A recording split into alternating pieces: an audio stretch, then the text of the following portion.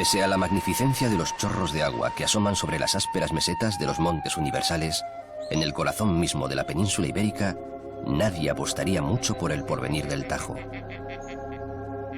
Pero se organizan muy pronto los regatos numerosos para formar ese río mayor que ya el poema del Cid cantaba hace casi 1000 años.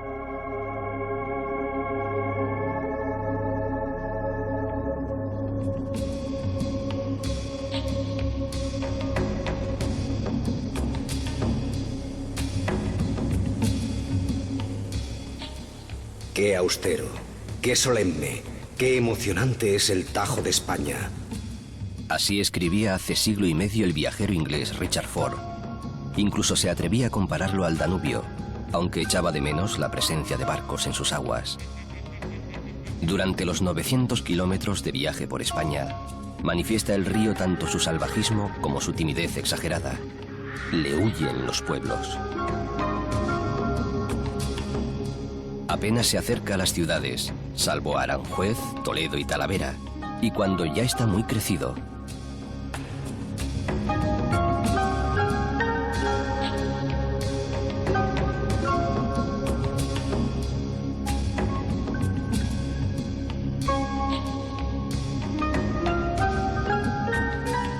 es Montaraz, serrano, alcarreño, manchego, extremeño y portugués más tarde, hecho ya un mar. Cristalino y presuroso, traspasa la alta sierra, ocupa el llano. Decía antaño Fray Luis de León.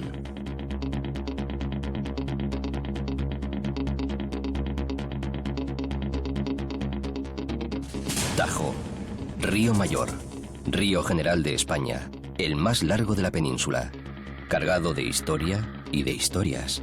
Río bravo, pero también acogedor y útil para que pinares, roquedos, castillos y llanuras se asomen a sus aguas, para ocuparse de la sed de muchos y regalar alivio a otros sin pedir nada a cambio.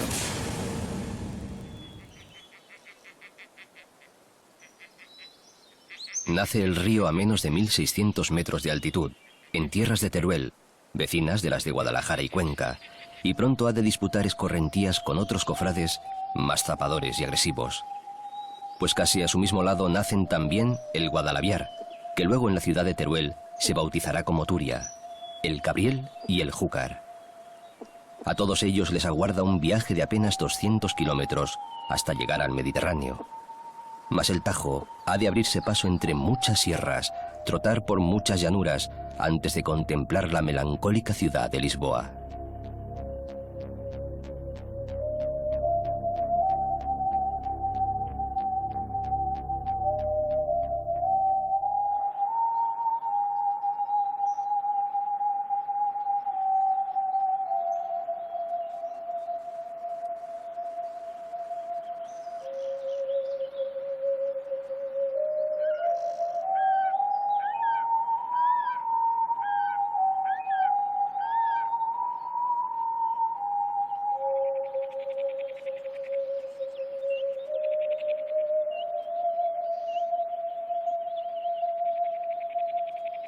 Quizá para honrar el sostenido esfuerzo que le aguarda, han colocado cerca de la Fuente García, al pie del Cerro de San Felipe, una estatua que ninguna falta le hacía, pues las muelas y cerros, los valles y los barrancos de sus primeros manantiales, sobrada belleza tienen. Además, la pieza no está situada en el lugar debido. La cuna real del Tajo es un frío jardín de enebros rastreros, hierbas de pasto y rosales silvestres. En ella se enredan hilos de agua que brotan y se esconden, se filtran, luchan entre sí. Ni siquiera se adivina su prolongada historia.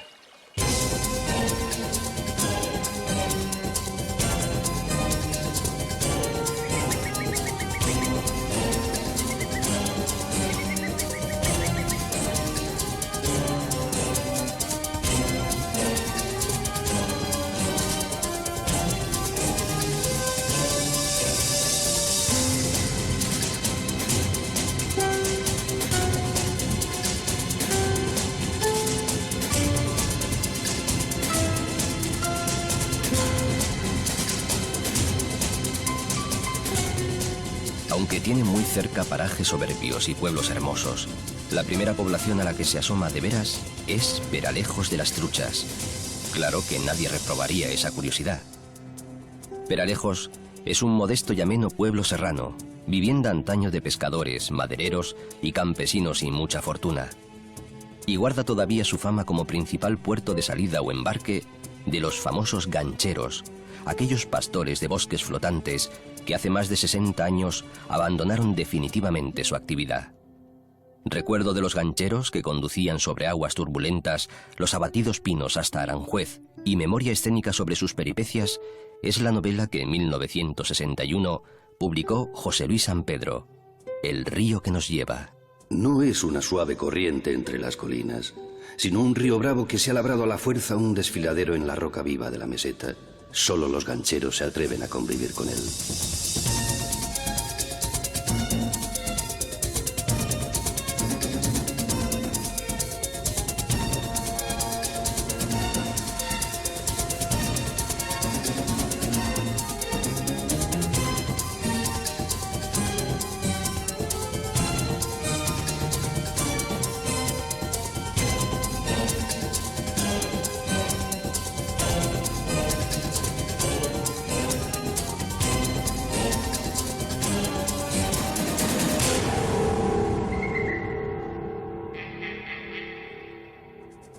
Una vida agitada que sin duda envidiará el sosiego de la laguna natural de Taravilla. Bajo sus quietas aguas todavía sigue oculto el tesoro de la Cava, la hija del felón conde don Julián, a la que había deshonrado el rey Rodrigo, último de los visigodos. 1300 años de historia no han borrado la leyenda, y aún hay gente que hoy trajina en sus entretelas para buscar aquellos cofres de oro que compraron la enorme traición.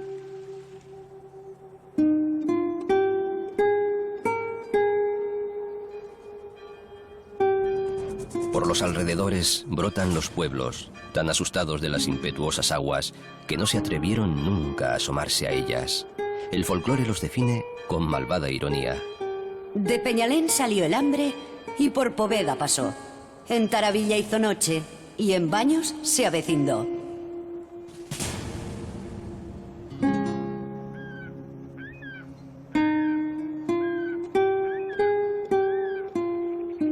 Los bosques, los roquedos, los valles y los páramos, por los que merodea el río, pertenecen a un viejo señorío formado por unos 60 pueblos que todavía se rigen por las antiguas leyes del común. La capital es Molina de los Caballeros, hoy apellidada de Aragón, reino este al que perteneció solo unos pocos años.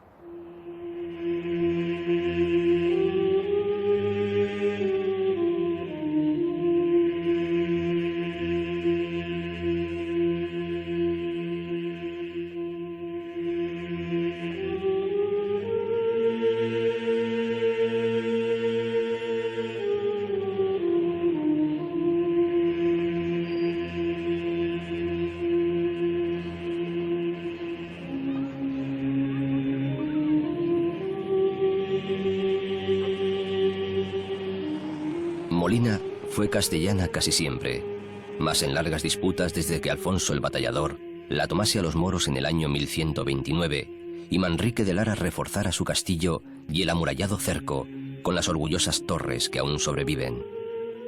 Ciudad llena todavía hoy de conventos, de iglesias y de palacios de los antiguos comerciantes en lanas. Pesa como una roca la historia en esta ciudad fría, despejada y solitaria, que todavía en poder del jeque moro Aben Galdón alojó al Cid. Buena y rica casa es esta, dicen que dijo a su amigo el vagabundo guerrero. Por Molina cruza un río breve que alimentará mucho al Tajo. Se llama Gallo y se encajona muy pronto en un desfiladero de piedras rojizas y salvaje belleza.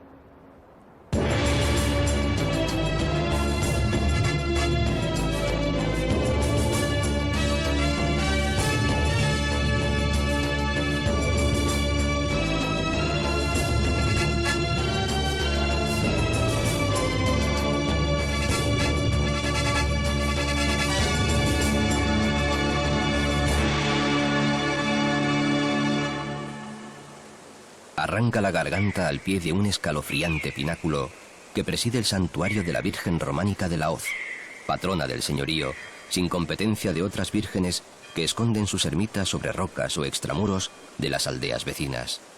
El lugar fue ya rincón religioso y mágico para los celtíberos.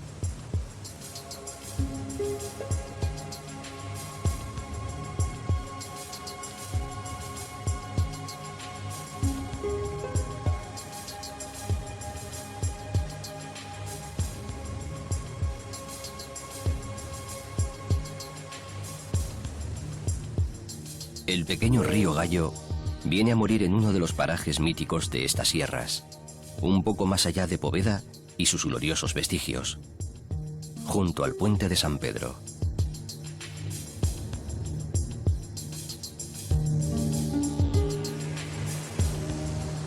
Más cargado de aguas y de fatiga, rehundido, muy curvado hacia el norte y un poco más sosegado, el Tajo va organizando diversos hallazgos geográficos que han tenido mejor o peor fortuna pública.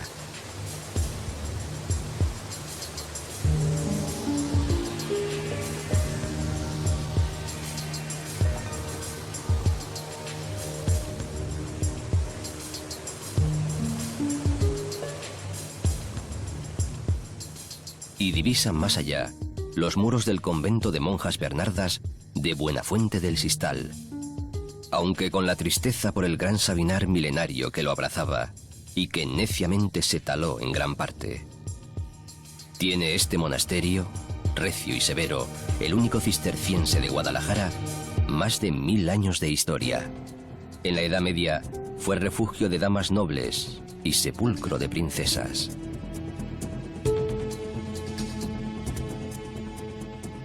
Por lo que al río se refiere, aparecen enseguida vados más placenteros y accesibles. En ellos descansaban antaño las almadías de los esforzados y valerosos gancheros. Se cuenta que en la última gran maderada, la de 1936, pasaron por aquí 100.000 troncos de pino. Aparecen también amenos campos, frutales y colmenas, a los pies de la aldea de Huerta Hernando, por ejemplo. Modesta actividad humana o recuerdo de ella.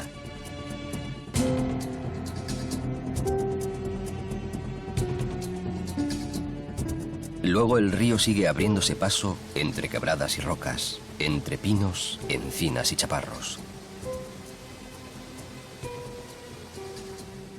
Por el hundido de Armayones, donde hoy termina el parque natural, se habla de un cataclismo geológico ocurrido en el siglo XVI, que incluso afectó también a Lisboa, y hundió brutalmente la tierra, obligando al río a cambiar su curso hacia un cañón temible, en el que las aguas se tornan de nuevo turbulentas.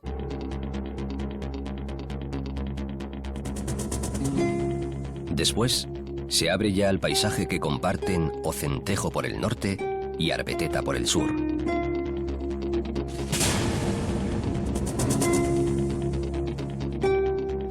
Arbeteta es pueblo de sangre ibérica, solitario, como una isla perdida en lo alto. En su torre ondea la vigorosa veleta del Mambrú e impresionan las cercanas ruinas del solitario castillo, equilibrado sobre una roca a 50 metros de imposible altura. Queda el recuerdo agridulce de viñas casi olvidadas, buenos vasos de vino perdidos, como perduran en Ocentejo la memoria de tumbas prehistóricas y los restos de canteras y salinas.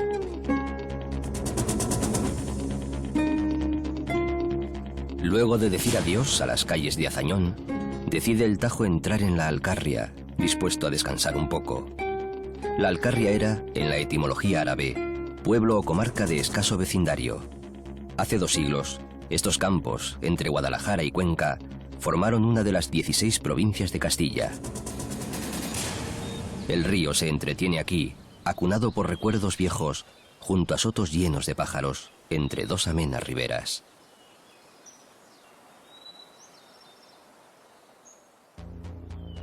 Primero, en gesto de buena educación, se asoma a la honorable población de Trillo, en la súbita compañía del río Cifuentes, que desploma sus aguas con mucho espectáculo de cascadas o chorreras.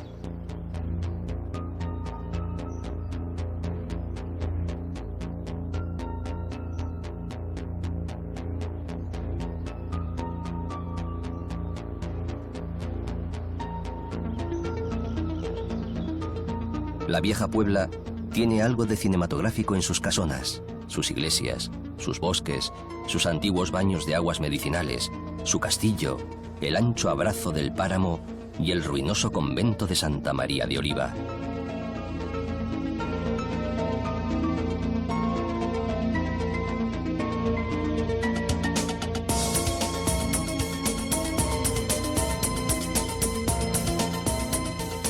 Mas enseguida tropieza el río con su primera cárcel, la primera de verdad, importante y severa, tanto como que le obliga a convertirse en lo que suelen apodar Mar de Castilla. Se trata de una sucesión de embalses, auténticos lagos artificiales que se cerraron en 1958 para guardar 2,5 millones de metros cúbicos de agua, sobre todo del Tajo, pero también del Guadiela, aguas represadas en principio para la producción eléctrica. Las antiguas y tenebrosas leyendas sobre el angosto paraje por el que discurría el río se han trocado en justa fama de ocios serranos, deportes y fiestas. Los embalses de Entrepeñas, Buendía y Bolarque se tienden entre hermosos y rudos paisajes verdes: olivar, olmedas, robles, pinos, encinas, plantas aromáticas. Y sus aguas azules permiten casi todas las artes de la navegación. Solo los 2 primeros tienen un litoral de casi 200 kilómetros. El pueblo de Sacedón, en la cabeza del pantano de Entrepeñas, adopta espíritu de puerto de mar. A la ribera la llaman incluso paseo marítimo.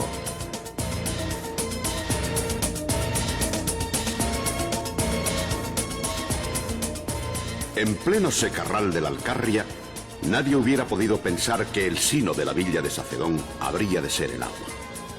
Esto escribía Cela durante su famoso viaje de 1948 a esta comarca. No es Sacedón el único lugar con ese sentimiento.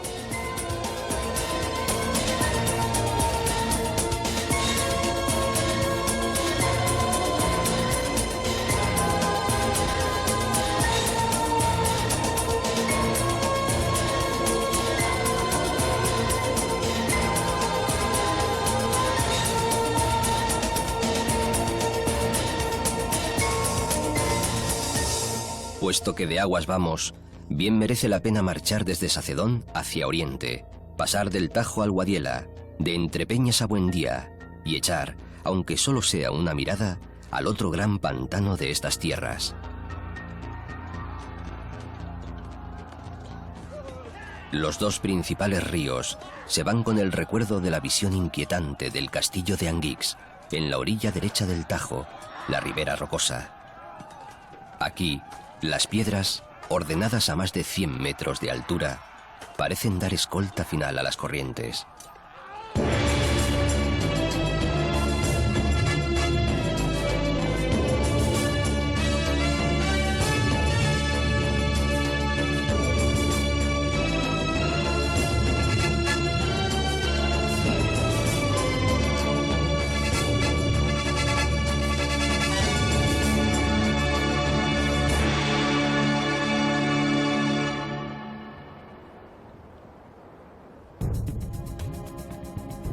Donde se juntan las del Tajo y el Guadiela, es uno de los grandes paisajes de esta comarca.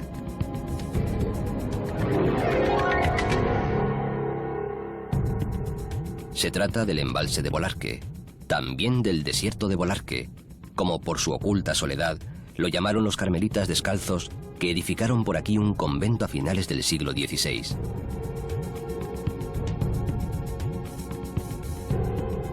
Mientras, los campesinos de Almonacid y Sayatón se atareaban en sus molinos y cuidaban huertas y olivares, más o menos que hoy.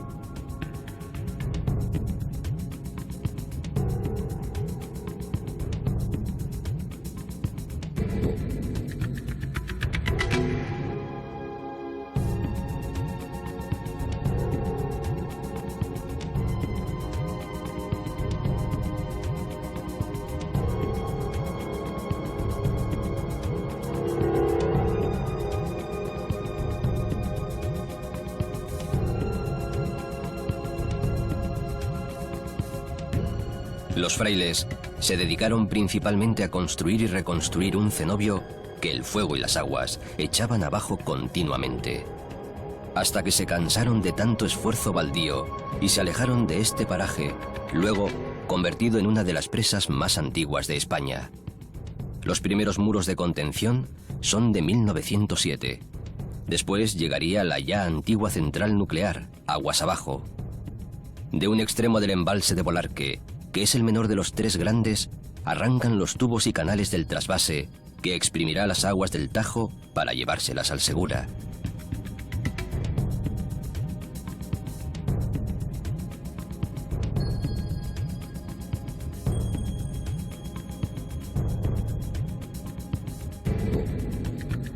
El pobre Tajo se queda aquí en los huesos.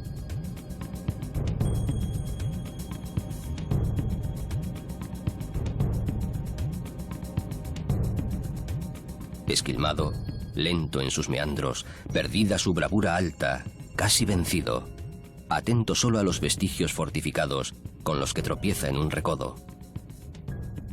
Pertenecen a Zorita de los Canes, que fue raya de la morería disputada por gente del Cid, luego bastión de los Calatravos, después de que los reyes se la arrebataran a los Castro, que habían llegado incluso a amenazar su poder. Quedan por allí restos visigodos, el fantasma de los perros que defendían la villa y recuerdos de otros tiempos, los de nuestro señor Felipe II, cuando el río estaba completo, no repartido en trasvases, acequias, canales utilitarios y un inacabable rosario de pantanos.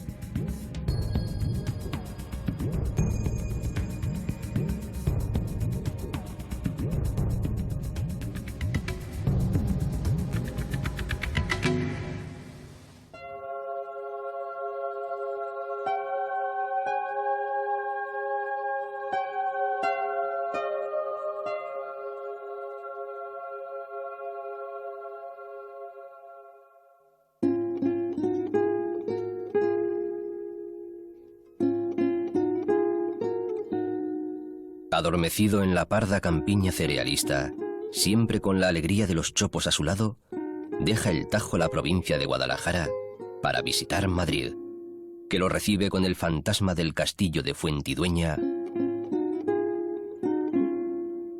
y las vegas de Villamanrique.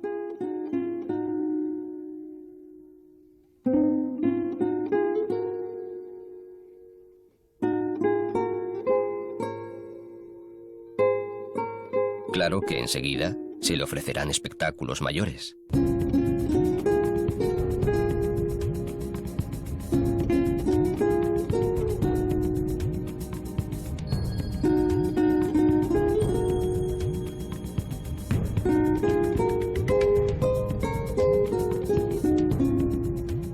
El primero, por su calidad y fama, la villa de Chinchón, cuyo nombre en latín significa herradura, porque así es la forma de la colina en que se asienta.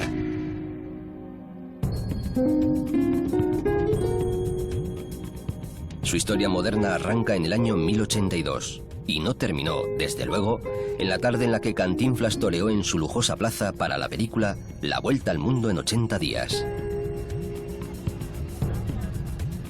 En esa misma fastuosa plaza, bajo sus 234 balcones de madera, que por aquí llaman claros, fue proclamado rey Felipe V en 1707. A otros reyes les hubiera gustado igual ceremonia.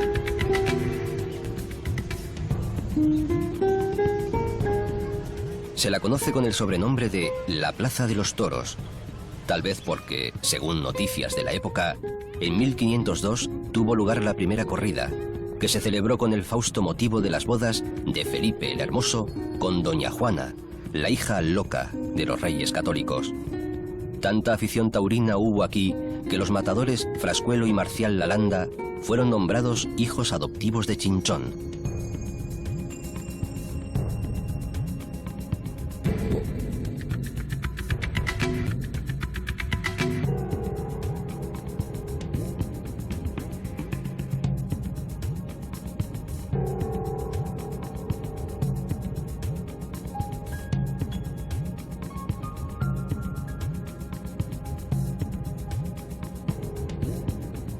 Plaza, castillo, toros, toros con muchas historias una torre sin iglesia y una iglesia sin torre, ajos y botellas de anís. La condesa Ana de Osorio fue virreina del Perú y, según cuentan, de allí se trajo la quina para curarse, que luego dio origen al licor que acabó llevando su nombre y al que llamaron nada menos que los polvos de la condesa.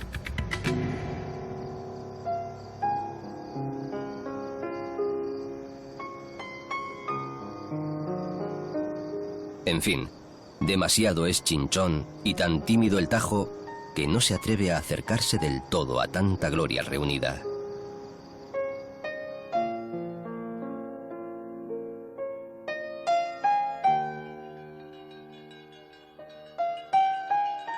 ¿Prudencia, timidez, precaución o miedo? Hay gaviotas del Tajo que llegan a internarse hasta Madrid, pero el río pasa de largo entre rebaños de cabras y ovejas, a través de vegas de melones, espárragos y fresas, siempre con la nostalgia de las grandes hoces de antaño.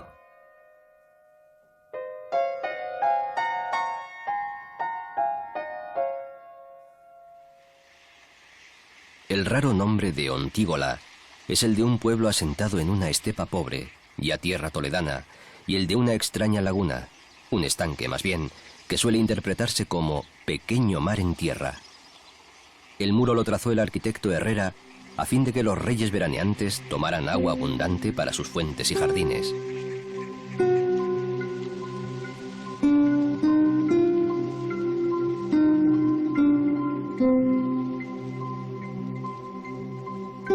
Es decir, para alegrar sus ocios en Aranjuez, que es en puridad la primera puebla monumental que se entraña en el río. Si a su derecha riega una ancha y famosa vega, el honor máximo del río es entretenerse en jardines afrancesados, asomarse a palacios, palacetes y cabañas de príncipes, adornarse de riberas con embarcaderos y puentes lujosos. Es decir, despojarse al fin de los harapos pastoriles y madereros de las sierras pobres, del polvo de llanuras broncas o amenas, para convertirse de pronto en cortesano. Durante siglos, casi desde que los reyes católicos bendijeron este lugar de holganza, y más aún a partir de los hedonistas reyes borbones, Aranjuez reunió no solo a monarcas y sus juguetonas cortes, a visitantes extranjeros regios que se alojaban en el Palacio Real, al personal numeroso que solía girar en torno a la realeza, sino también a nubes de artistas de todas las ramas, a poetas, pintores, músicos, y revolotean quizás entre los talleres y las viviendas del personal de corte, plantadas en racional cuadrícula, los compases de 1000 fiestas, el secreto de 100 intrigas, algunos crímenes y no pocos misterios. Como en cualquiera de los sitios reales del mundo, después de todo. En la memoria están los nombres del pintor Rusiñol, del músico Rodrigo, del escritor Azorín y de José Luis San Pedro, barcelonés de nacimiento, que confiesa se hizo escritor en Aranjuez, a orillas del Tajo, entre palacios y jardines. Y aquí los personajes de ese río que les lleva recuerdan. Sí, desde aquel momento, conducir la maderada era un jugoso paseo por la orilla del río a la sombra de los árboles frondosos, inclinados sobre la corriente, como para ver desfilar a sus compañeros muertos.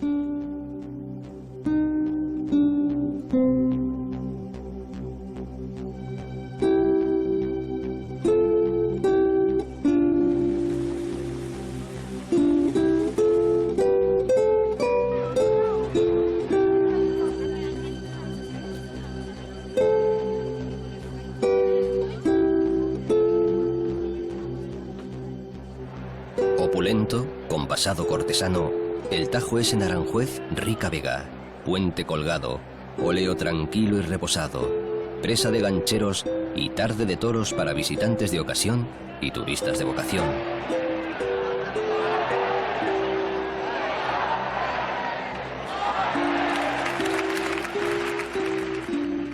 Tan encumbrado ya el Tajo por la aristocracia de Aranjuez, conoció allí gentes que cultivaron incluso la quimera de hacerlo navegable hasta Lisboa. El fabuloso ingeniero italiano Antonelli lo intentó con denuedo y casi lo consigue antes de perecer en el intento en 1588. Incluso viajó en canoa entre Lisboa y Madrid. Muchos más lo soñaron, pero el sueño sigue ahí, estancado en el vacío, cerrado por las innumerables presas. Porque el Tajo, como dijera Richard Ford, no es ciertamente el Danubio, pero tampoco el Támesis o el Sena.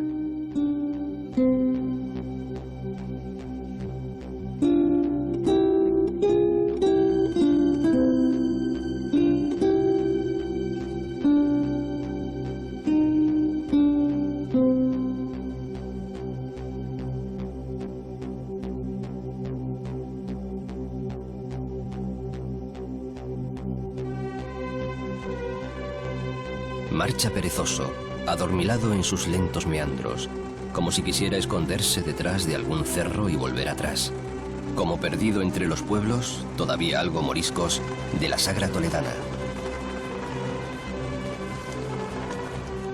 Puerta del Campo, o Puerta Roja, llamaron los invasores árabes a esta llanura ondulada, muy rica antaño. Quedan esqueletos de algunos viejos castillos. Viñedos, olivares no muy fecundos, hectáreas de cereal y campos abiertos para los animales míticos. Jovial y hermosa compañía que tal vez haga rememorar al río su infancia y su adolescencia salvajes.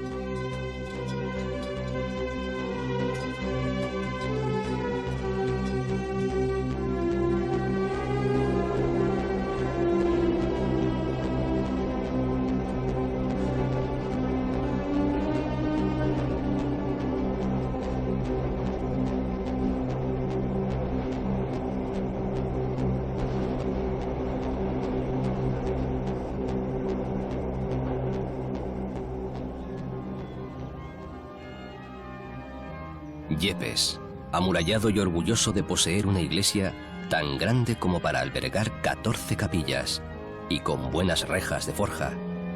¿Dónde está el pueblo de esta catedral?, cuentan que preguntó un cardenal al verla. Está aquí, en torno a la rotunda y gloriosa plaza para la que Calderón escribió El Mágico Prodigioso. En las casas antiguas de una planta, algunas con blasón colgado, en las calles armoniosas y los patios emparrados.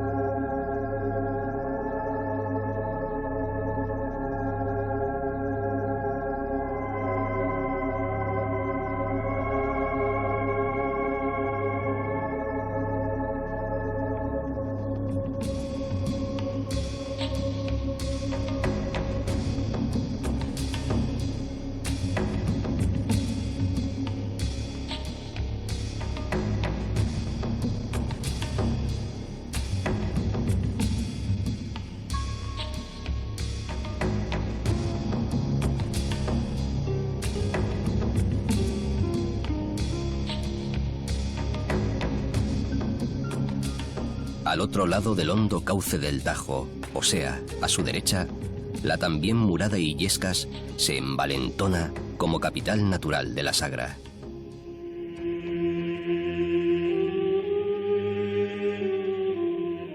Acoge tantos templos y tan llenos de tesoros artísticos que podría ser una pequeña Roma. Vivieron aquí reyes, incluso pero obligado, Francisco I de Francia, y muchas familias nobles, infanzonas, pero adquirió su categoría suprema por ser mojón y posada principal en el camino entre Madrid y Toledo.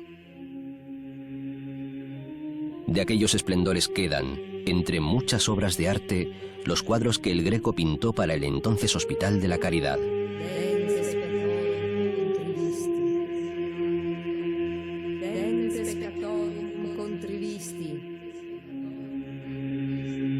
Sacrificate, sacrificium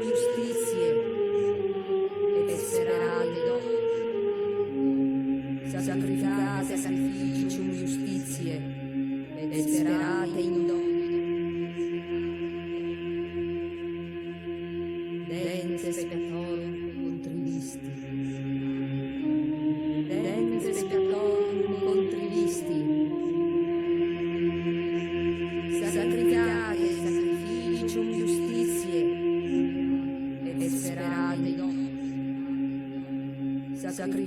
Sancte sacrificium justitiae. Y si Illescas acogió a El Greco, aun entre agrias peleas por el precio de su trabajo, conviene reseñar cómo cada pueblo tiene o tuvo ilustres vecinos, y su historia, naturalmente, que por aquí mucha hubo. Pero apartada del río, siempre en la inmensidad de estos paisajes ilustres, pocas veces pegada a sus orillas.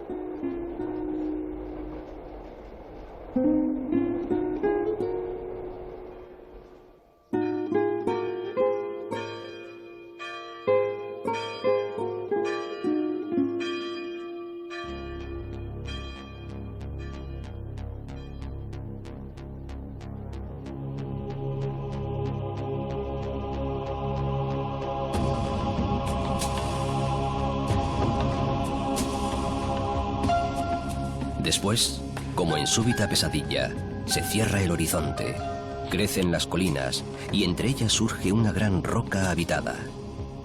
Allí donde está la luz más pura de España, según Gómez de la Serna.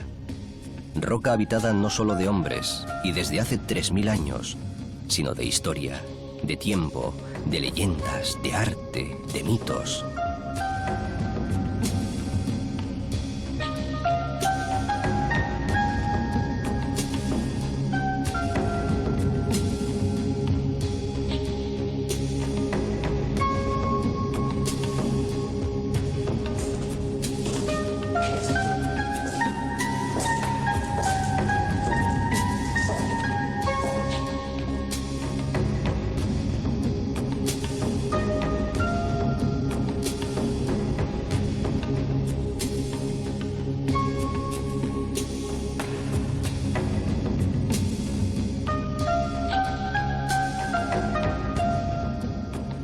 Como si al río lo punzaran de pronto las dudas, ha girado, busca el camino del sur, pero aferrándose a las rocas. Patrio, celebrado y rico Tajo, lleno de ninfas que hundían sus desnudos pies en las arenas de oro que la corriente arrastraba, junto a nombres y recuerdos que transportaba hacia Lusitania. Quizá la asombrosa visión de Toledo, la ciudad erizada de vida que el río abraza, fue la que empujó al poeta Garcilaso a dedicarle tantos piropos y a llamarla inmortal. Esta montaña que, precipitante, a tantos años que se viene abajo, este monte murado, ese turbante de labor africana, a quien el Tajo su blanca toca es listada de oro. Es Luis de Góngora el que así describe este sólido prototipo de ciudad, altiva e inaccesible. Y tan española que fue también llamada imperial. Con una historia tan abultada y rebozada en leyendas que parece amasada en el mito. Ciudad pequeña pero bien defendida, la había llamado Tito Livio, y todavía en La Vega quedan huellas de un gran circo romano, primitiva sede de obispos y centro de muy lejanos concilios cristianos, capital de los visigodos hace más de 1500 años. Casi siempre próspera, patrimonio de la humanidad, naturalmente. En estas calles largas y empinadas, torcidas y estrechas, sombrías a veces, convivieron durante más de 4 siglos judíos, cristianos y musulmanes, aunque no siempre con tanta paz y tolerancia como suele cantarse. Calles que todavía conservan raros nombres: del Pozo Amargo, Trastámaras, Alcaoz, Clérigos Menores, Cabestros, Alfileritos, junto a los de casi todos los santos de la corte celestial, pues no en vano se alzó siempre en Toledo el cetro del poder de la Iglesia Católica. Ginés, Marcos, Úrsula, Lorenzo, Justo, Tomé, Leocadia, Torcuato, Bernardo.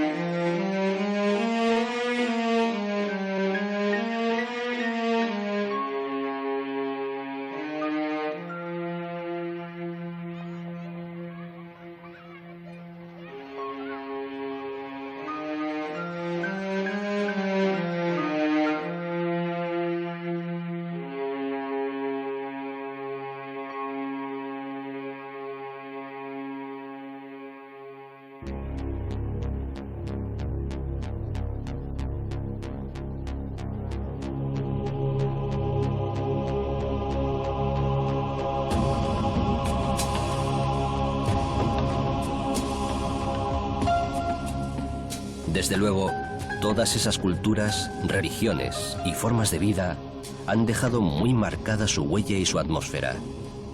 Es el encanto, el éxito, la maravilla de Toledo, el cultivo más sutil y misterioso de las aguas del Tajo.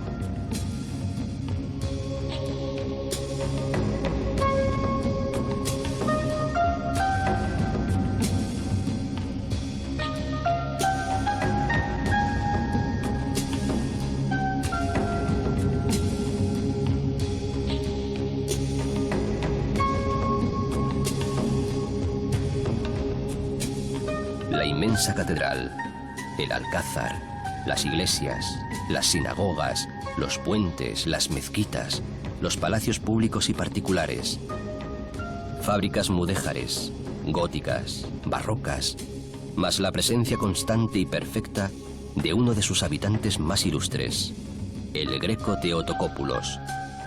Aquí se refugió el gran pintor cretense, en una casa junto al río, y aquí murió, afamado, aunque pobre, en 1614.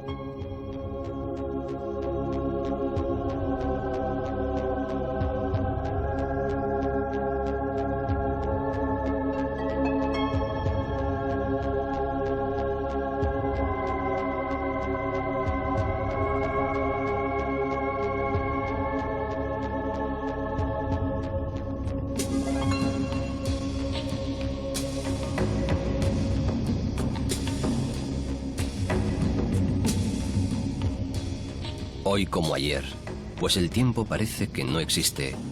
Toledo es un gran escenario de bellezas y trajines, una espesa y fecunda realidad entrelazada, irrepetible, definitiva, como los hilos de oro y plata que se integran en las planchas del damasquinado, pugnaz y viva, de día y de noche.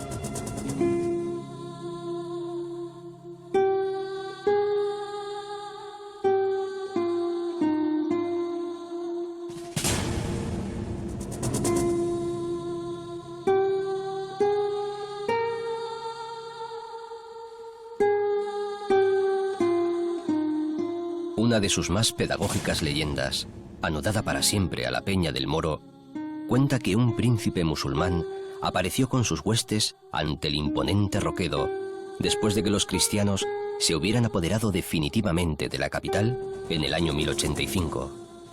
Y promete el guerrero no abandonar nunca su pasión por la ciudad amada, pase lo que pase. Mas llega una noche el Cid con un puñado de valientes, arrasa el campamento moro, muere el príncipe y antes de retirarse, los alféreces piden al castellano que les permita excavar un sepulcro en la roca para que repose allí su general Abú Walid, para que pudiese seguir eternamente contemplando la ciudad. Y así se hizo, y así ocurrió.